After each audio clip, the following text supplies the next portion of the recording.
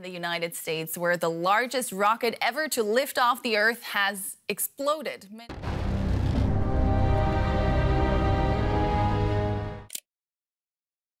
इस वीडियो में आज हम आपको बताने वाले हैं स्टारशिप के बारे में। जी हाँ, स्टारशिप स्पेसएक्स कंपनी यानी एलन मस्क की कंपनी का एक प्रोजेक्ट है। हम जिस स्टारशिप के बारे में बात कर रहे हैं उसकी शुरुआत होती है 2016 में, जब एलन मस्क ने जिक्र किया कि हम मार्स पे जाएंगे।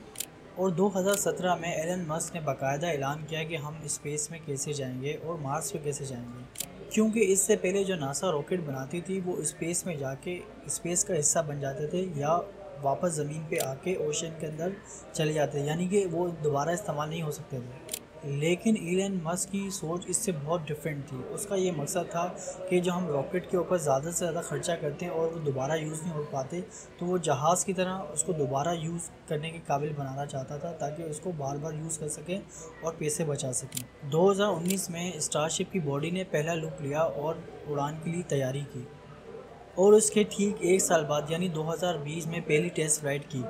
इस टेस्ट फ्लाइट का मकसद इस रॉकेट को रीयूजेबल बनाना था।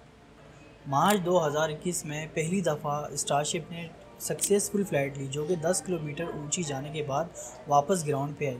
लेकिन ग्राउंड पे आने के कुछ टाइम बाद वो एक्सप्लोड हो गई, वो नकारा हो गई। इस एक्सप्लोजन के बाद एलन मस्क ने हार नहीं मानी, जबकि नासा के कुछ माहिरीन का कहना है कि अगर ऐसा उनके साथ होता तो इस प्रोजेक्ट को कब का बंद कर चुके होते, और नासा भी इस प्रोजेक्ट को अफोर्ड नहीं कर सकता। लेकिन एलन मस्क इससे बहुत मुख्तलिफ सोचते हैं। उनका जो है प्राइमरी पर्पस है इस फ्लाइट के ज़रिए स्टारलिंक, जो कि इंटरनेट फैसिलिटी पूरी दुनिया में मुहैया करानी है, उसको उसकी सैटेलाइट को स्पेस के अंदर पहुंचाना, और दूसरा नासा के साथ कॉन्ट्रैक्ट करना ताकि वो उसके एस्ट्रोनॉट को मून पे या मार्स पे पहुंचा सके। ये देर पा ही सही, लेकिन एलन मस्क की बिजनेस स्ट्रेटजी भी है। स्टारशिप 2022 में लॉन्च के लिए तैयार हो गया था, लेकिन इसको अप्रैल के अंदर लॉन्च करने का सेट किया गया।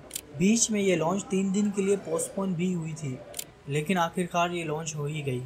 इसमें आपको एक और बात बता दूं कि स्टारशिप अकेला रॉकेट नहीं है, इसके पीछे एक और बूस्टर लगा हुआ है। इस बूस्टर का मकसद है कि स्टारशिप को और मज़ीद ऊपर लेके जाना। उसके बाद स्टारशिप अपनी ऊंचाई खुद उड़ता है। स्टारशिप का असल मकसद था कि वो आसमान में जाने के बाद बूस्टर से अलग हो जाए, जबकि बूस्टर वापस ज़मीन के ऊपर आ जाए लॉन्च पैड के ऊपर, ताकि वो दोबारा यूज़ हो सके। जबकि स्टारशिप का मकसद ये था कि वो एक अपनी तय हुई हाइट के ऊपर जाने के बाद वापस नीचे आके पैसिफिक ओशन के अंदर डूब जाए, लेकिन ऐसा नहीं हुआ। लॉन्च की थोड़ी देर बाद मालूम पड़ा कि इंजन 3 काम नहीं कर रहे, और कुछ टाइम बाद पता लगा कि इंजन 5 जो है मेल फंक्शन कर गए। 4 मिनट की फ़्लाइट लेने के बाद ये स्पिन होना शुरू हो गया। इस कंडीशन में बूस्टर को स्टारशिप से अलग होना था, लेकिन वो अलग नहीं हो पाया, और 4 मिनट की फ़्लाइट के बाद वो तबाह हो गया।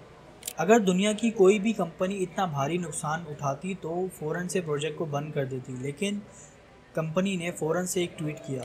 जो हम सीखते हैं उसी से कामयाबी मिलती है। आज का टेस्ट हमें मदद करेगा और मजबूत बनाने में। जबकि एलन मस्क ने अपनी टीम को मुबारकबाद दी और कुछ महीनों में दोबारा लॉन्च करने का अज़म ज़ाहिर किया।